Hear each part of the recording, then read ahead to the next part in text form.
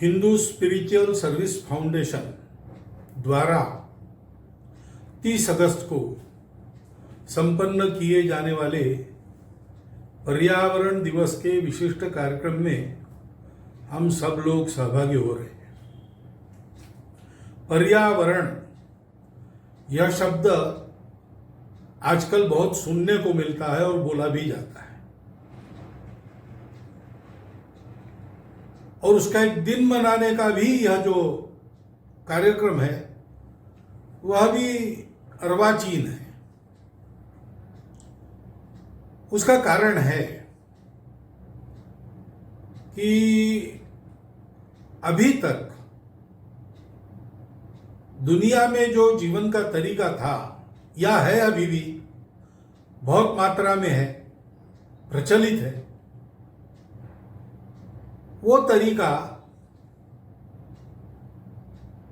पर्यावरण के अनुकूल नहीं है।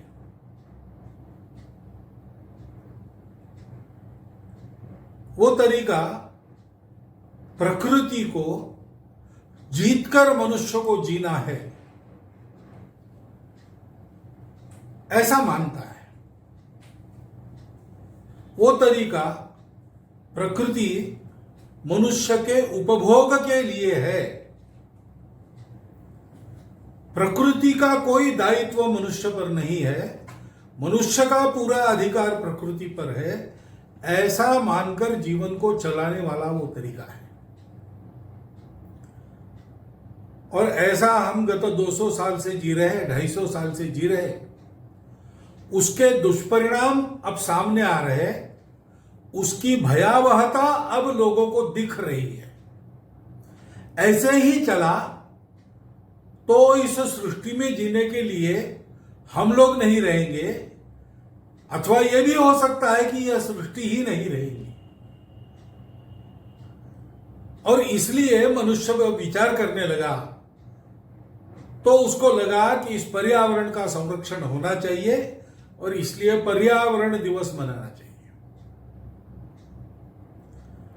परंतु यह हो गई आजकल, विशेषकर 2000 वर्ष पुराने समय से प्रचलित और विशेषकर पिछले 300 वर्षों में अधिक भटका हुआ ऐसा जो तरीका हमने अपनाया, उसकी बात हुई। लेकिन भारत का हमारा तरीका एकदम भिन्न है। अस्तित्व के सत्य को हमारे पूर्वजों ने उसकी पूर्णता में समझ लिया, और तब से उन्होंने ये समझा कि हम भी पूरे प्रकृति के एक अंग हैं। शरीर में जैसे शरीर के सब अंग काम करते हैं, तब शरीर चलता है, और जब तक शरीर चलता है तब तक ही शरीर का कोई अंग चल पाता है। शरीर में प्राण नहीं रहा तो हृदय बंद होता है, थोड़ी देर में दिमाग भी काम करना बंद कर देता है, सबसे आखिरी में अंतड़ियों के स्नायु बंद हो जाते हैं, लेकिन सभी अवयव काम करना छोड़ देते हैं, मर जाते हैं। शरीर अंगों के कार्य पर निर्भर है, अंग शरीर से मिलने वाली प्राणिक ऊर्जा पर निर्भर है। यह परस्पर संबंध सृष्टि का हमसे है, हम उसके अंग है। सृष्टि का पोषण हमारा कर्तव्य है। अपने प्राण धारणा के लिए हम सृष्टि से कुछ लेते हैं, शोषण नहीं करते, सृष्टि का दोहन करते हैं।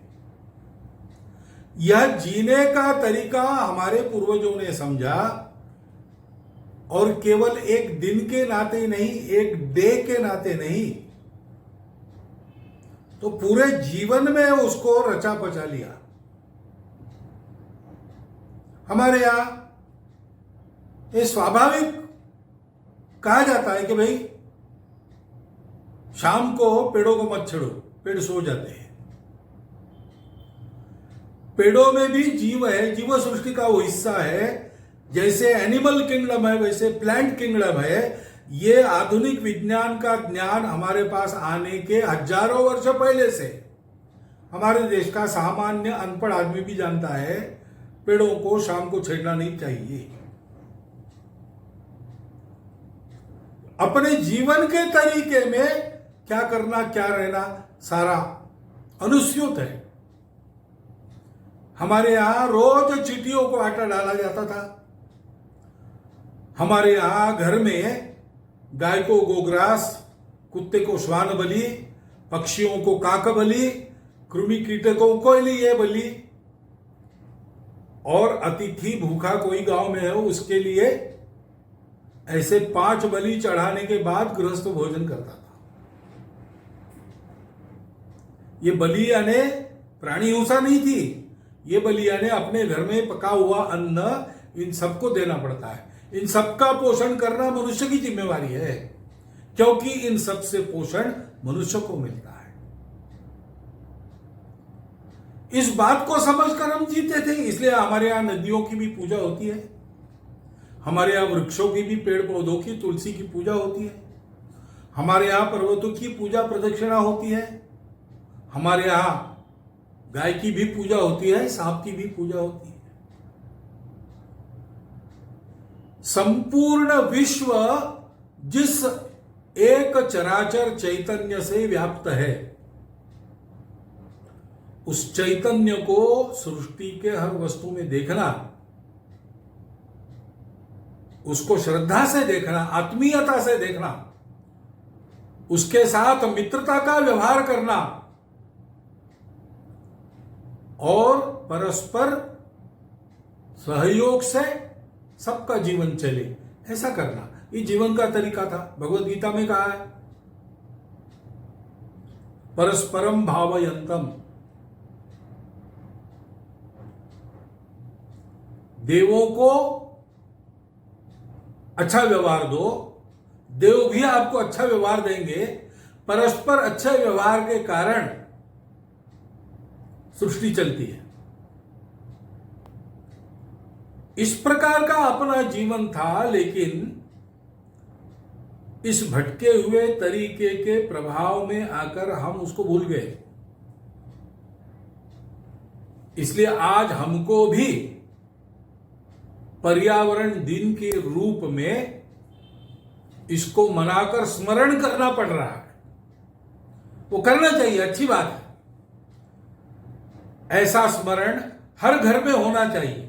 ऐसे स्मरण का हमने प्रवर्तित किया हुआ इस साल का 30 अगस्त होगा, लेकिन हमारे यहां नागपंचमी है, हमारे यहां गोवर्धन पूजा है, हमारे यहां तुलसी विवाह है। इन सारे दिनों को मनाते हुए, आज के संदर्भ में उचित ढंग से मनाते हुए, हम सब लोगों को इस संस्कार को अपने पूरे जीवन में पुनर्जीवित और पुनर्संचरित करना है, जिससे नई पीढ़ी भी उसको सीखेगी, उस भाव को सीखेगी। हम भी इस प्रकृति के एक घटक है। हमको प्रकृति से पोषण पाना है, प्रकृति को जीतना नहीं। हमको स्वयं प्रकृति से पोषण पाकर प्रकृति को जिलाते रहना है। इस प्रकार का विचार करके आगे पीढ़ी चलेगी, तब ये विशेषकर पिछले 300-350 वर्षों में जो खराबी हुई है, उसको आने वाले 100-200 वर्षों में हम पाट जाएंगे। सृष्टि सुरक्षित होती, मानव जाति सुरक्षित होगी, जीवन सुंदर होगा।